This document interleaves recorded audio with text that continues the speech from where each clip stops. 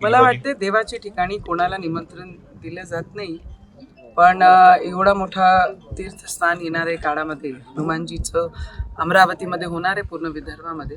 आणि तसेच त्यांचं दुर्लक्ष विदर्भात नेहमी राहिलेलं, पूर्ण महाराष्ट्रामध्येच दुर्लक्ष त्यांचं राहिलेलं आहे. मला असं वाटते त्यांनी सुद्धा एकदा येऊन इथे आशीर्वाद घेतला पाहिजे, हनुमान चालीसाचं पठण केलं पाहिजे.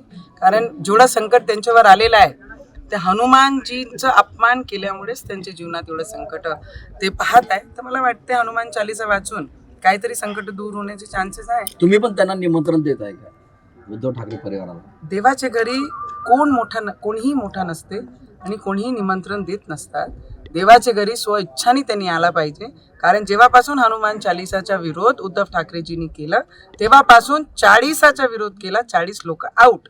आणि आताही जेवढेही उरलेले आहे तेही सुद्धा बाहेर होण्याची पूर्ण मानसिकता आणि तयारीत आहे. मला वाटते त्यांनी लवकर हनुमान चालीसाचं पठण घरी ठेवला पाहिजे आणि इथे येऊन हनुमानजीचे दर्शन घेतले पाहिजे.